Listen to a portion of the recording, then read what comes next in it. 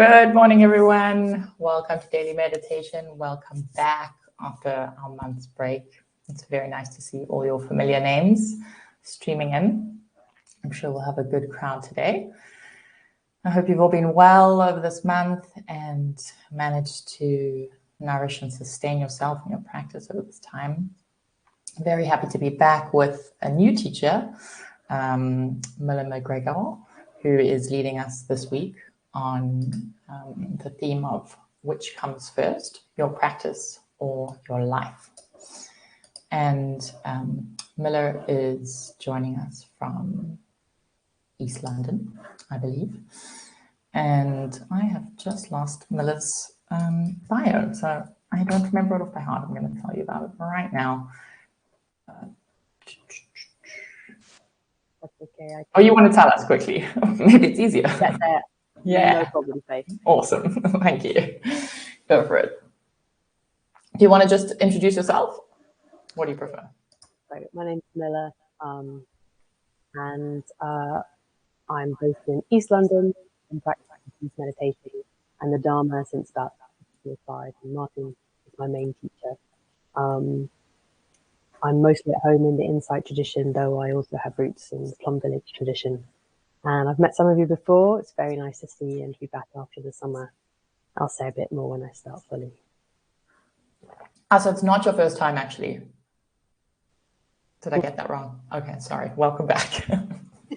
Welcome back. I'm a bit confused this morning after a month, everyone. Very sorry.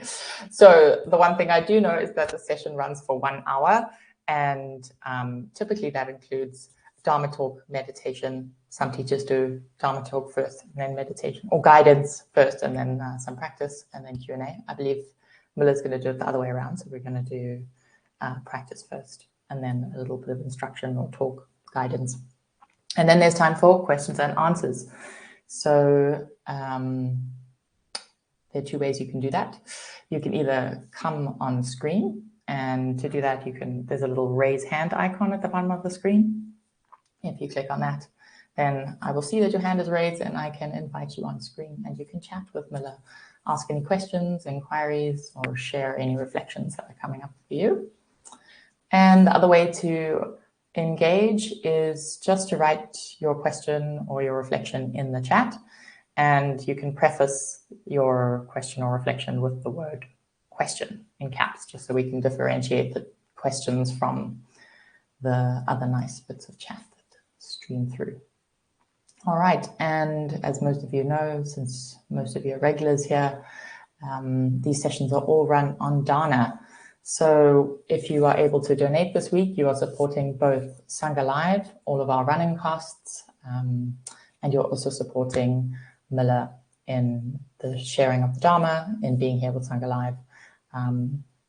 These teachings are very precious, as we all know, and it's a beautiful system that we're able to participate in this world, the capitalistic world that we live in today, where we can show up, someone has prepared, is able to offer their experience, their wisdom, without actually expecting a set fee payment. So please support us in keeping that beautiful system running, supporting Sangha Live, supporting Milla as well. And as just a logistical point, since it's been our quiet period, obviously that is also always the time where the financial contributions drop down. So in this next quarter of the year, Sangha Live does require extra support. All right, so thank you very much, everyone. And Milla, I'm looking forward to practicing with you and with the community again. Good to be back. Thank you very much, Faith. Hello, everybody. It is lovely to see you all, or to see you in the chat. Says my audio is a bit muffled. How is it for everybody else? Sounds good to me. I just turned up my volume. Okay. I don't know if everyone else maybe try just turning up your volume. If needed, yeah. Yeah. Got my my super special headphones on, so hopefully they'll be working. And if not, I'll try and sort it out before tomorrow. All right. Is everything else working okay? Just let me know in the chat. Oh, okay. Muffled, slightly out of sync. All right. I'm going to continue and try and sort out some of those sound settings in between today and tomorrow. All right. So a little bit more about my approach, because that will inform what I'm going to say. Most of my work is with people and organizations who are working to shift systems towards social and climate justice. So I'm delighted that already Faith has mentioned the word capitalistic, as that's going to be a bit of a theme. And so the people that I work with are often trying to shift systems or change systems, create better systems. And sometimes this is about making change directly. Sometimes it's about building up people and building up organizations that are rooted in alternative ways of seeing things. And so I think and experiment a lot about the different ways that Dharma practice and this work of shifting systems intersects, how they support each other, how in some ways they are the same, but also what's missing from each side and how they can complement each other.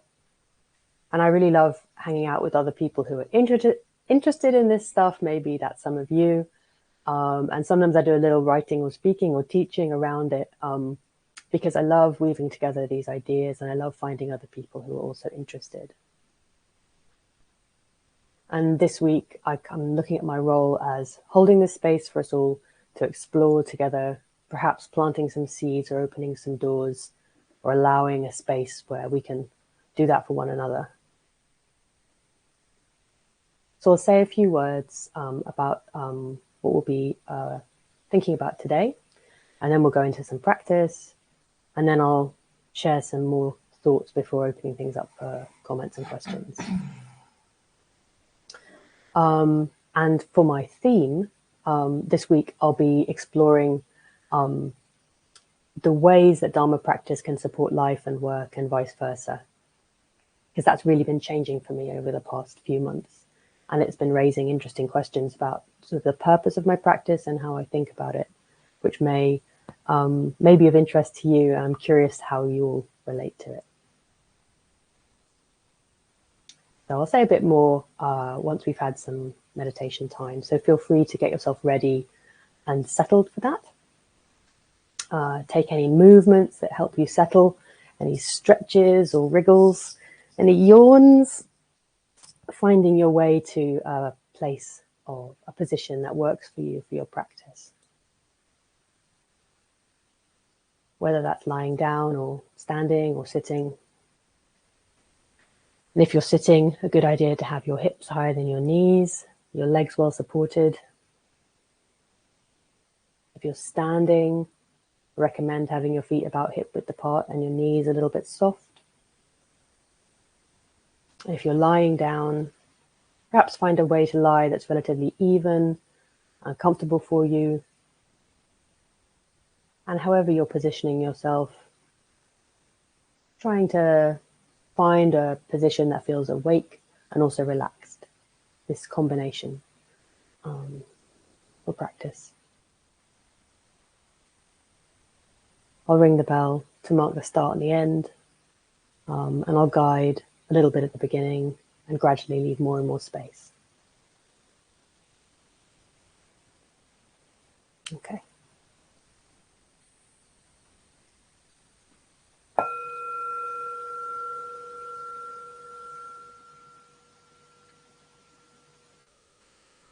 So settling in, I invite you to explore the relationship with gravity a little bit, maybe moving a little bit forward or back or around, and finding a place that feels neutral or balanced for you today, coming to stillness.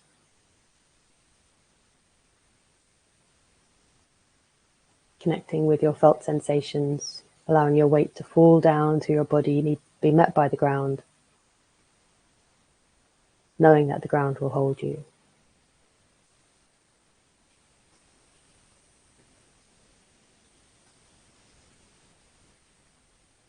And if you like, taking a couple of slightly deeper than usual breaths. On the in-breath, lengthening your spine.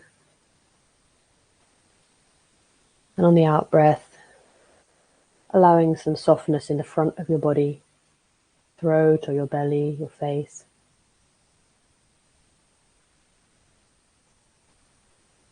A couple more times like that.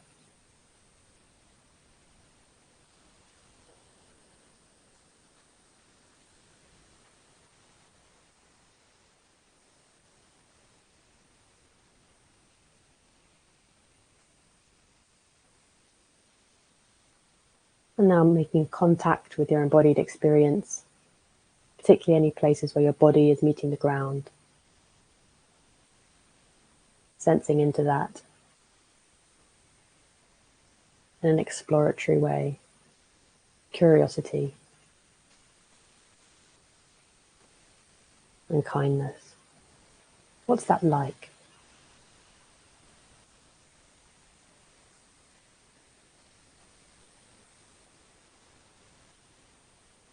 And if you like, you can expand this somatic awareness further, perhaps moving around your body a bit, checking in with each part for the next few minutes, as if you were saying hello to your neighbors in the morning.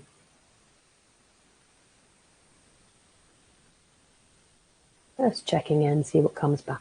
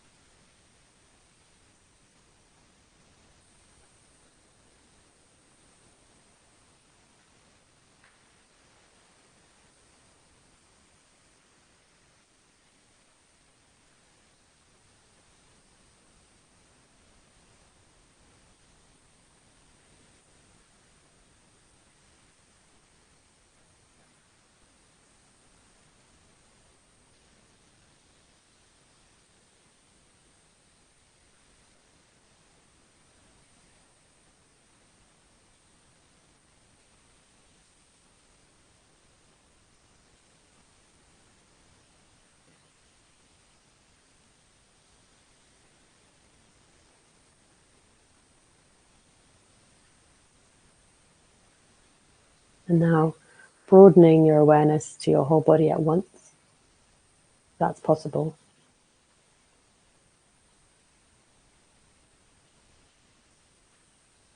Inviting steady embodied attention on the whole body contact experience.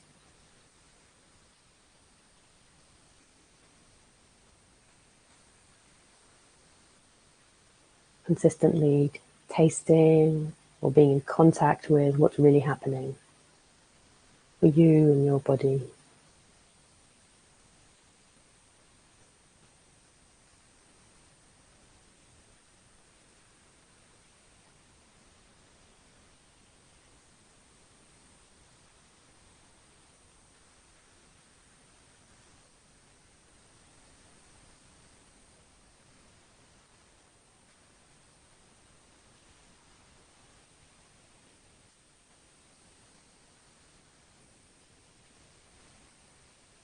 You may wish to allow some gratitude and appreciation to arise for everything that's supporting your practice today and that has supported it in the past.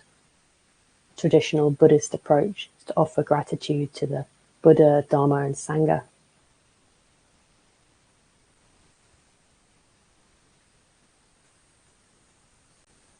I like to thank my teachers,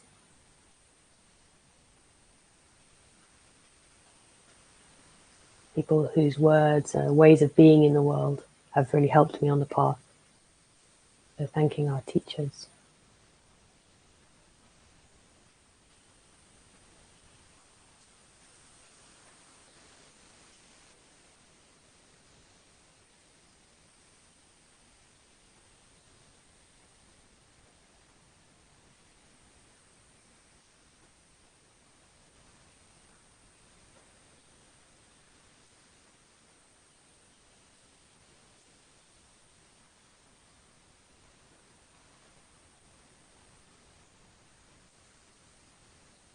Also those whose love and support make your practice possible.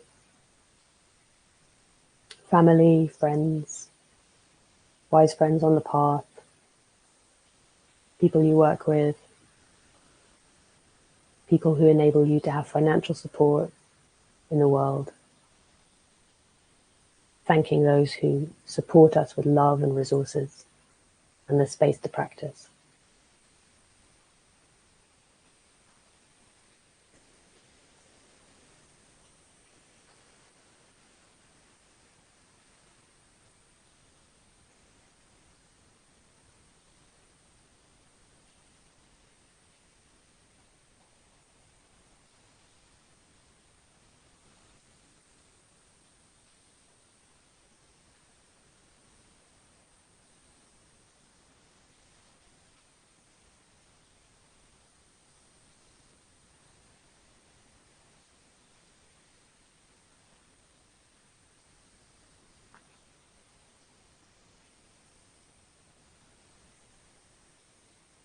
And finally, thanking also your inner worlds, your inner Sangha maybe, all the parts of the inner ecosystem, physical, psychological,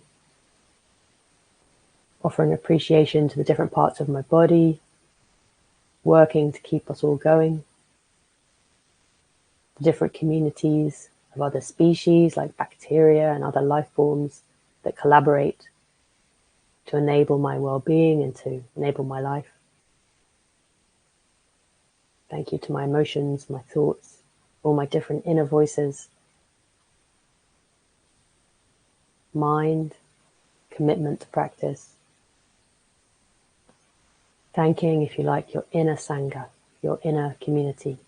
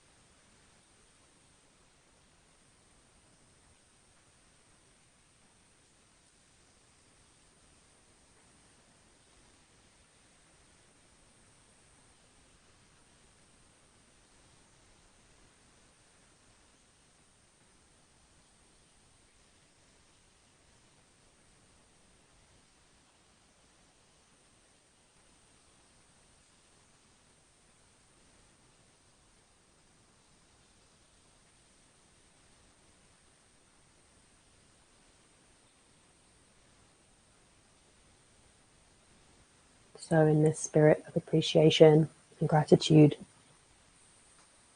I invite you to find a focus for your practice, perhaps in your embodied experience.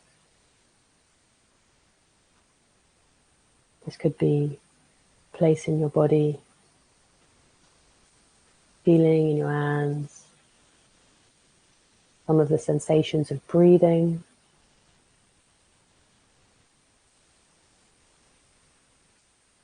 finding an anchor where you choose to rest your attention for some time.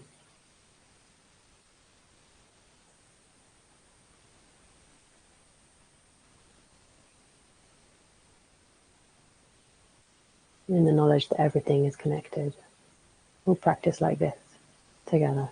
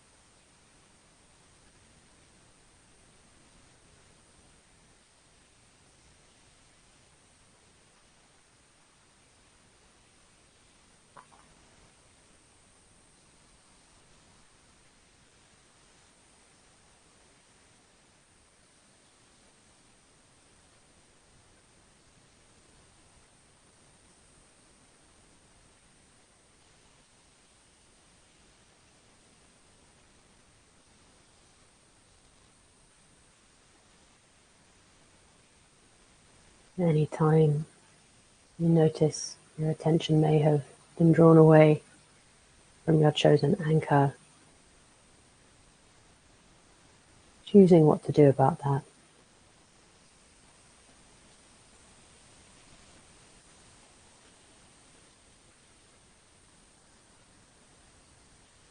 Perhaps coming back to your anchor, strengthening that returning muscle.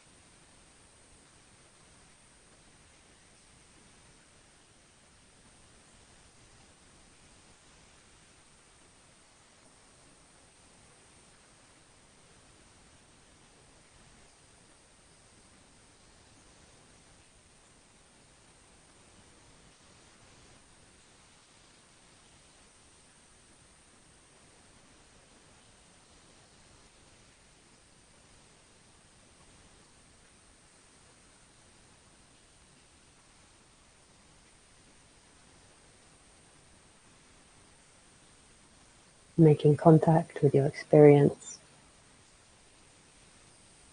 the real physical experience for you right now in your body, and the source of aliveness, insight, contact, connection.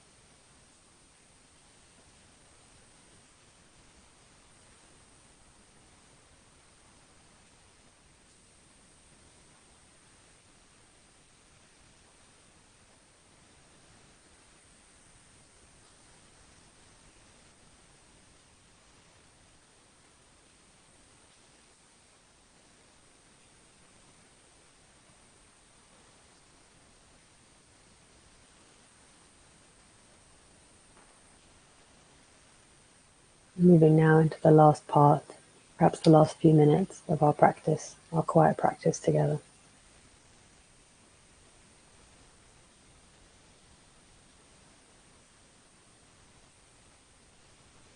Coming back to your felt sense of the here and now.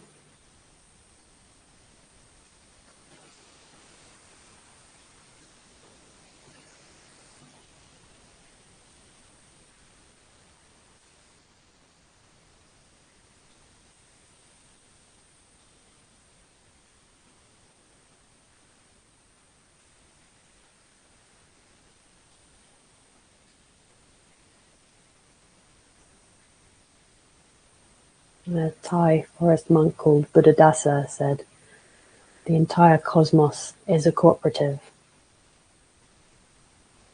The sun, the moon, and the stars live together as a cooperative. The same is true for humans and animals, trees, and the earth.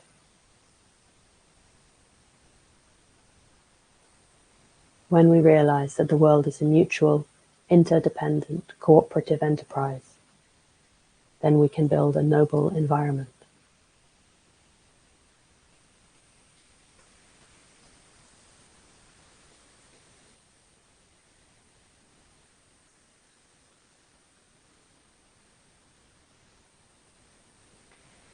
So wishing well-being to all those that are here today, all those that we thanked earlier at the beginning of our practice, all beings that have helped us, that have challenged us, and all of the sanghas that we belong to: home, vocation, work, spiritual, inner, broader social and political, national and international sanghas, non-human, all things alive and not traditionally considered alive. May you be well. May all your connections be alive. May your relationships be well.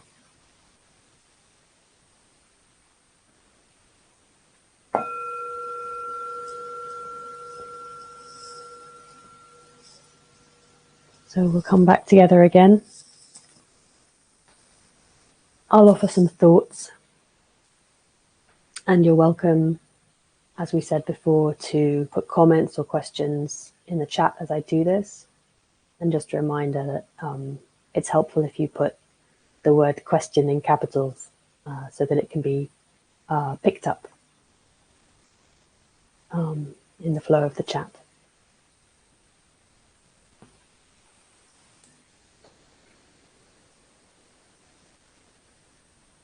So in June this year, I went on retreat to the Martin's place in France, the Moulin. And I don't know if any of you have been, but it's a very, very beautiful place. And maybe some of you were there with me, I don't know, this time. There's a river, there's lots of mature trees, there's lovely wooden practice buildings, and lots of animals and birds and nature. And the retreats are structured with a lot of rest time, a kind of unusual amount of rest time for a retreat in my experience. And there's a lot of attention to physical comfort and care. I felt very safe and cared for when I was there. And this enabled me to relax in a way that somehow allowed something to shift alongside all the practice. And one of these deeper shifts that happened for me was an awareness that perhaps the ways in which my practice and my life are interacting has changed. There's always been a back and forth between inner and outer, or spiritual and outer life practice. But generally, I've focused on making my life a good support for my practice. So my practice like a tender flame at the center, and the rest of my life shielding it and nourishing it. So I've prioritized going on retreats in terms of time and money. I moved to working independently, so I have lots of flexibility in how I structure my day or my month or my year, starting each day with formal and informal practices and generally building everything around the Dharma and meditation. But now it seems, when I was on this retreat, it became apparent that these things had swapped places. Now my practice was going to be the support, maybe the source of energy for everything else I'm doing. Perhaps it was strong enough or somehow developed enough. I wasn't really expecting this, and it feels a little unsettling, and at the same time, maybe as it should be. So I've been watching this and sensing into it since I've come back, and it's an exploration. I don't have any kind of clear conclusions about it, but I'm really curious to know how it lands for all of you, how that question is for you, how your life supports your practice, how your practice supports your life. What's the balance? Has that ever changed?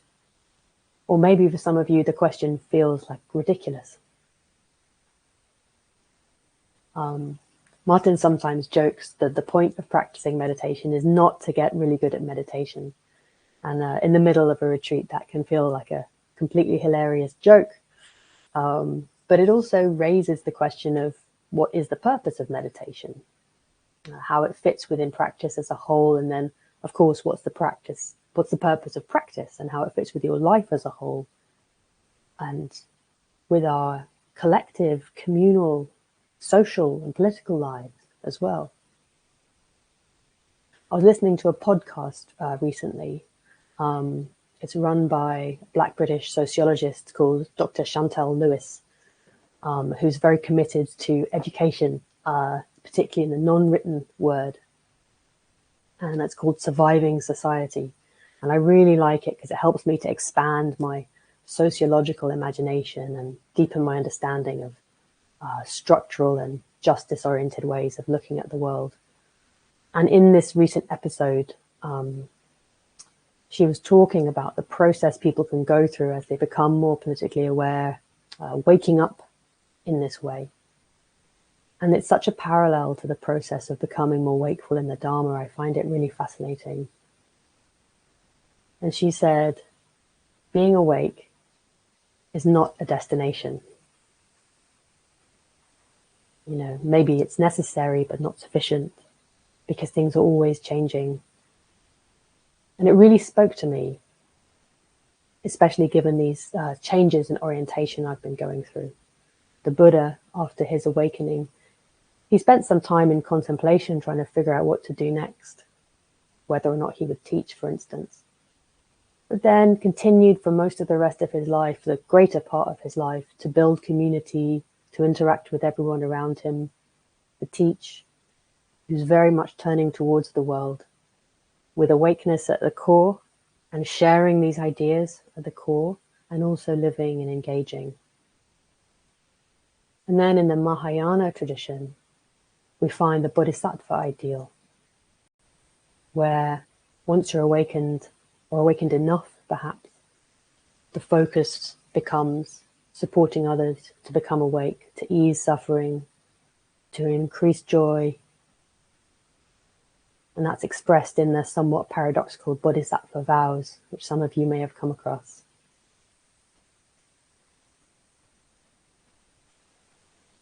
And so throughout this week, I'm going to be considering some of these ways that practice and life can intersect and support one another through Buddhist and other ideas like rest, dependent origination, seeing the invisible, naming what may be difficult to grasp, thinking about ancestors, weaving together these Buddhist ideas and ideas from a few others as we go along. But for now, I'm interested to hear from you, either through questions or comments, or if you want to come on screen and have an interaction.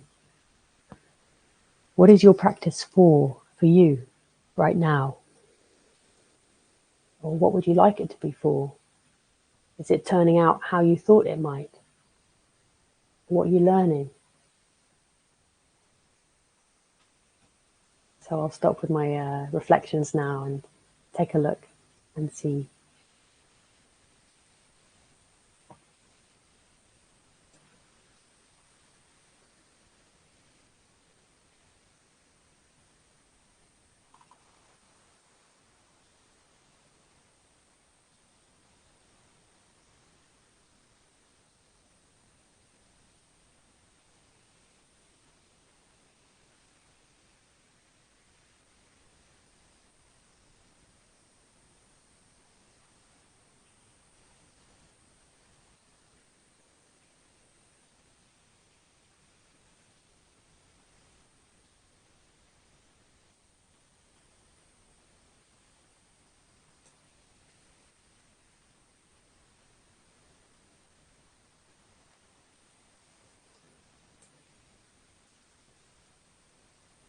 While I'm waiting for any questions that may or may not arise, there's another way of looking at this, which is, there's a nice metaphor, I think, for this. The idea of practice like being like a boat. And also it's the same metaphor gets used in social movements, that building organizations or groups is like building a boat, so that you can set out on a journey and know how to navigate.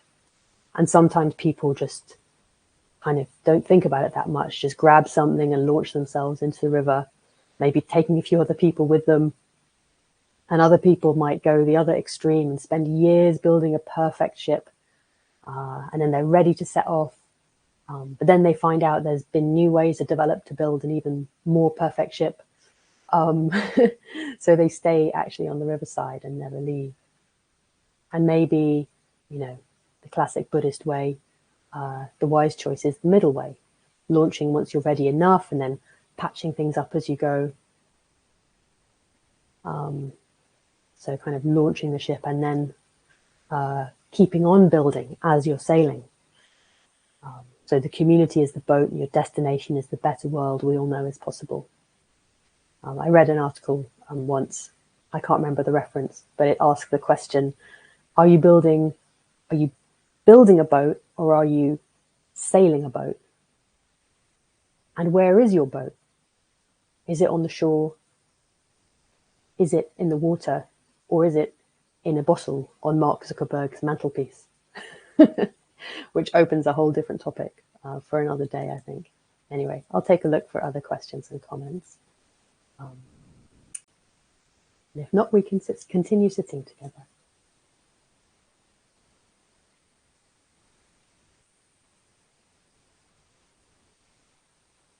Okay, there's some questions, so I need to take a minute just to look. Yes, the podcast is called Surviving Society. I really recommend it. I learned so much from it.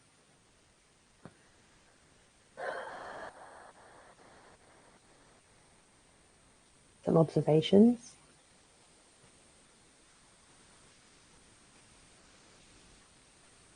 Appreciate those.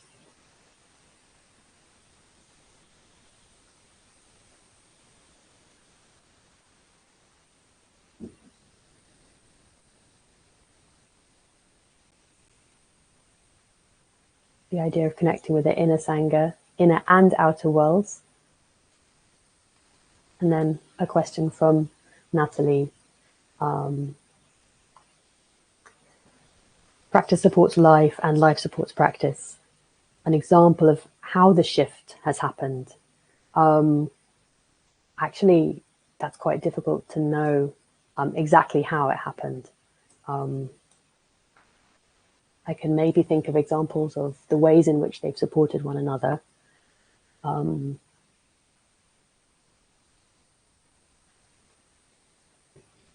What's coming to mind for me is the idea of friction and people that we find challenging. So I've found that when I'm working with people, you may have had this experience as well, often they're very difficult. Other people collaborating can be really, really challenging. And this has some kind of special spice in work where you're not getting paid, or in activism.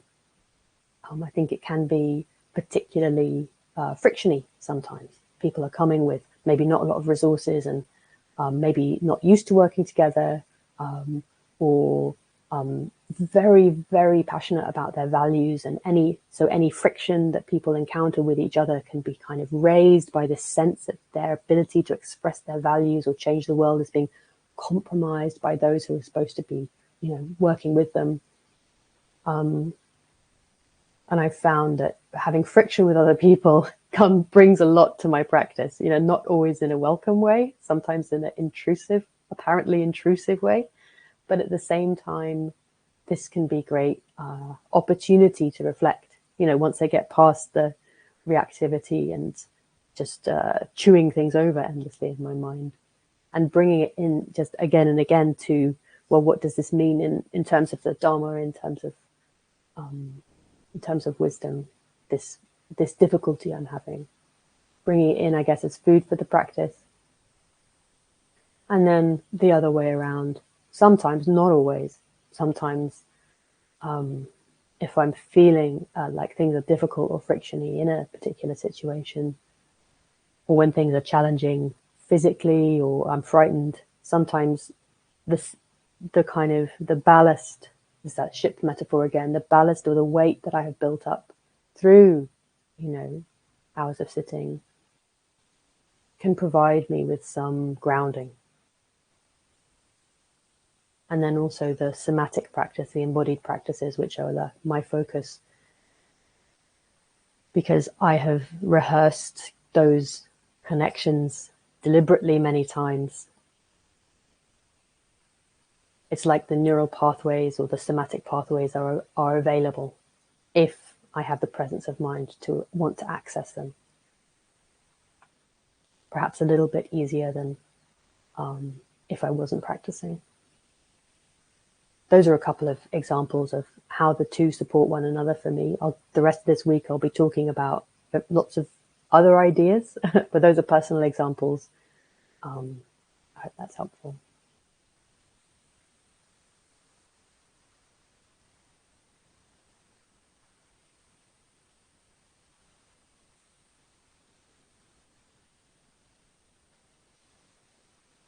Okay.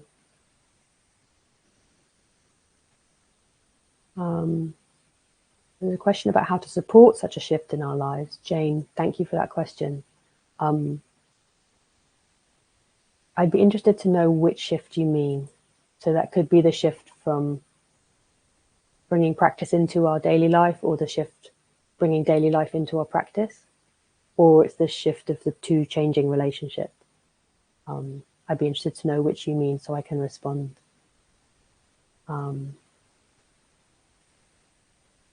Someone talking about white noise. I'll just do my best with the sound to sort it out, and I apologize if it's been bothersome. And writing or retelling the message from the monk about cooperatives. I will send that afterwards. Those Sangha Live can send it in an email afterwards. I'll make sure that happens. And the monk is called Buddha Dasa, and he was one of Martin's main teachers. Okay, Jane, shift of changing a relationship. I'm afraid it's really mysterious to me. I discovered it when I was on this retreat. I don't quite know how to describe it. If I look for an answer, maybe it feels something like being ready. I think it's simply time. It's like that building the boat thing, or a flame being strong enough that it doesn't need looking after. There was just some sense of readiness, and it's very mysterious. I don't fully grasp it. But over the last 20 years, I have been going both ways. My life has supported my practice, and my practice has supported my life. I haven't, needed to wait until this shift, but it's just that I've noticed this shift of emphasis. I can see that, Sharon, you are raising your hand. Does that mean you want to come on screen? And Faith, I wonder if you could help with that, if that is the case. Yeah, I'm not sure because I think Sharon's hand was up like before we started. Okay. So I think it might just be a mistake. All right. But Sharon, if you do want to come on, please just drop a message in the chat and I'll bring you on. Thank you.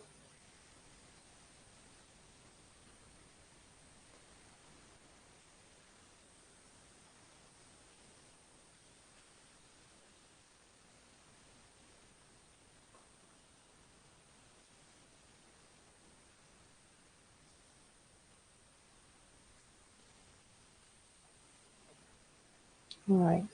So moving towards closing now.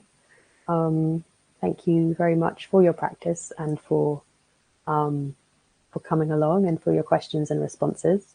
I'm going to be, as I said, continuing to explore these themes over the next week.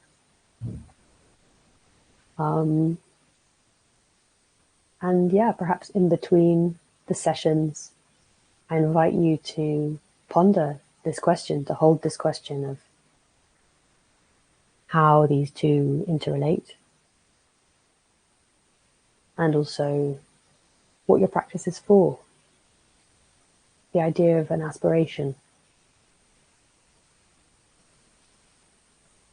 not that it has to be completely clear or completely consistent, but I find it quite useful to contemplate.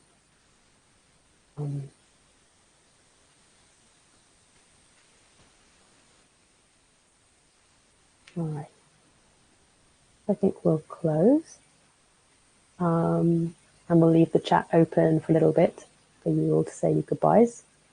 I look forward to seeing you all again, perhaps tomorrow and the rest of the week. Wishing you a lovely day.